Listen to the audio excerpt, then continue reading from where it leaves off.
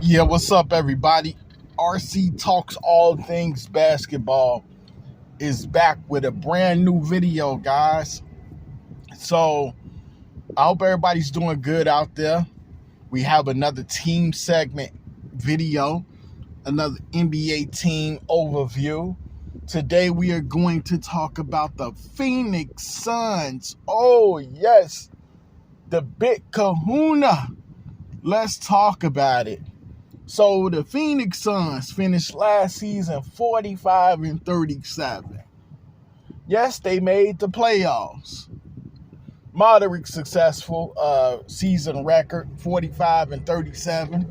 Although you would have expected more from a Devin Booker, DeAndre Ayton, Chris Paul, and post-trade deadline Kevin Durant.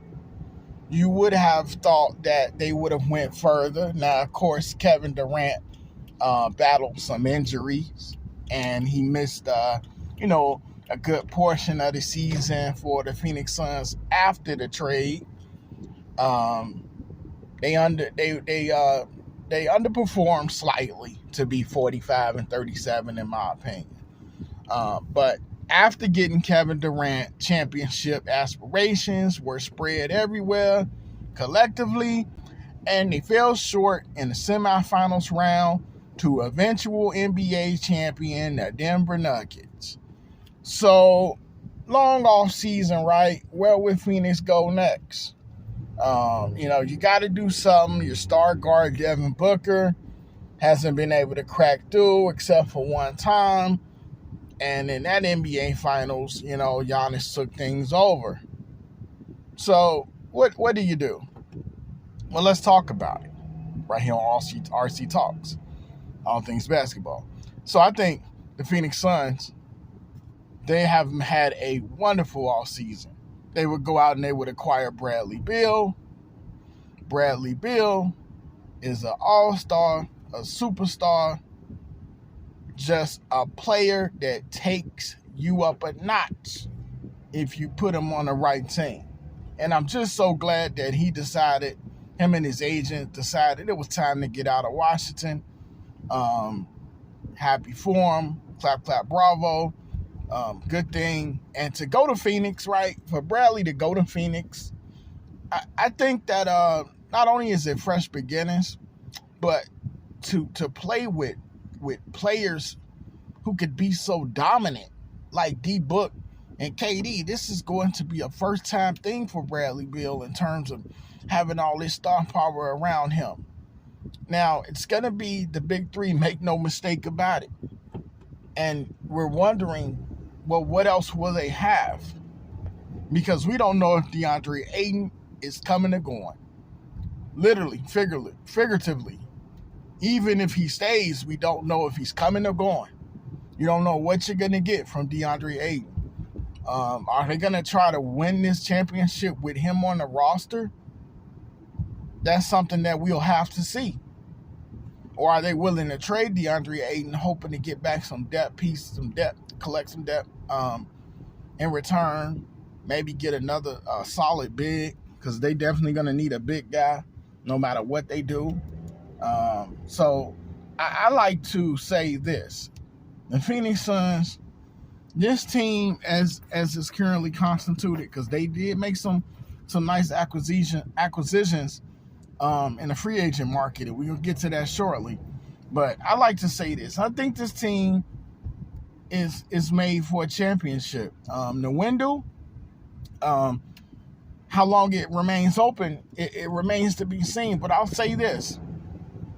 Bradley Beal and Devin Booker are younger than Kevin Durant. And Kevin Durant is battling some injuries now. If he's healthy, if he could come in this season, and if he could manage to stay healthy, the sky could very well just be the limit for this team. Like, literally, they're going to need some depth. They're going to address it. And I think they did address some of it in free agency.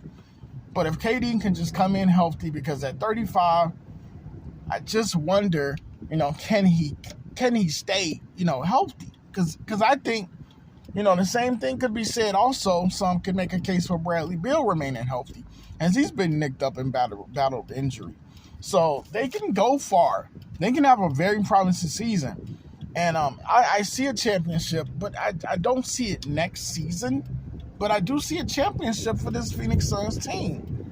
And Kevin Durant, like I said, if he could manage to keep his body right, and he's a big, tall guy, lanky guy, and we all know tall guys can deal with injuries sometimes that can be, a nuisance, or they could become so bothersome that they affect the player's career. So I just want to see, KD, healthy, because if he is, they're going to be extremely, extremely dangerous.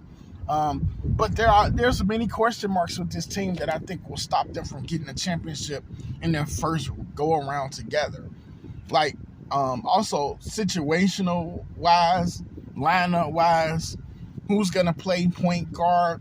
Is Devin Booker and Bradley Beal going to take turns bringing the ball up the court? Are they going to attempt positionless basketball? Is KD going to play the 4 spot? And if he does, is he going to be banged up by the time, the postseason rolls around? Is KD young enough to play the 3 spot? Can he keep up with the young guys that play the wing spot? Can he get away with that playing 3, or is he slower now? We're going to have to see. We can see for sure that Devin Booker and Kevin Durant can put up numbers. And we saw that against the Denver Nuggets. These guys still know how to score. But going forward, it's going to be important to see the pieces put around these guys, which we're about to talk about.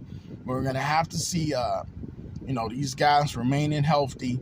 And if they do so, they're going to be a really, really, really hard out in their first year together. And I really think that because they're going to have a whole off season to like learn together. Even the way they got Bradley Beal, they got him young enough to get him. I mean, not young enough, but they got him early enough to acclimate him into the system, to put Bradley Beal with Kevin Durant and Devin Booker, and see where they like to work on the floor, see where each other likes their shots. See how's the best position to find their guy in. They're going to truly, truly love it, not being able to be double teamed. Then you got the ace in the hole where you can take one of them off the court and you always got the other 2 on. So, yeah, it's a lot of great things that Phoenix can do this upcoming season. Now, let's talk about the depth for a little bit for this Phoenix Suns team. Just, being able to go into their bag down the bench. So you got Cameron Payne, and I wonder if he's going to start, but